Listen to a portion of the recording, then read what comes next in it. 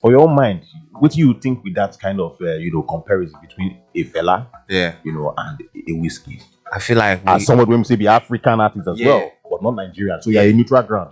I feel like we like Fela and Wiz, they both from two different generations. Very true. You know what I mean? And I feel like they like you can't really compare them, man. I feel like they're their own people, they're their own version of music. I feel like they're both needed in the culture.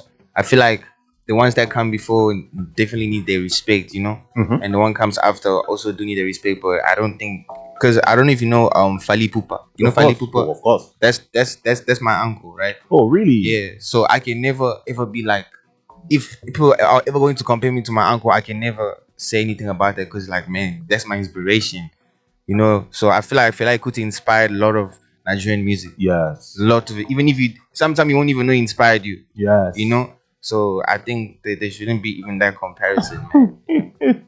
Well, I love the wisdom way you apply there. Yeah. Hey, make